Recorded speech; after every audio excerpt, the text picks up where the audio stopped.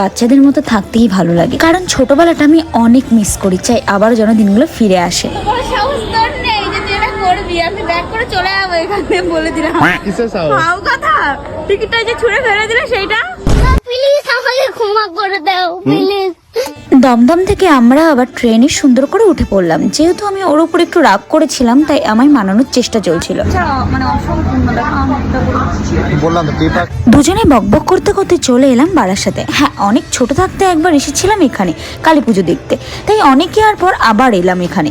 বাপরে ভিড় দেখো, মাথাটাই খারাপ হয়ে যাচ্ছিল নামতে না নামতেই। ওই দূরে লাইটিংটা দেখে আমি বললাম চলো এইটাই লাইন দেওয়াই যায়, কারণ লাইটিংটা দারুণ লাগছিল আমার। তোমরা কিন্তু অবশ্যই কমেন্টে জানাবে এই লাইটিংটা তোমাদের কেমন লেগেছে। আমার তো দারুণ লেগেছে। সত্যি বলতে আমার প্রিয় মানুষটা আমার ছোট ছোট বিষয়গুলো এত সুন্দরভাবে খেয়াল রাখে যে আমার কোনো কিছুই কমতি লাগে না। এই বাবা, এটা তো লুডোর প্যান্ডেল, আর এই পুতুলগুলো ঝোলা দেখে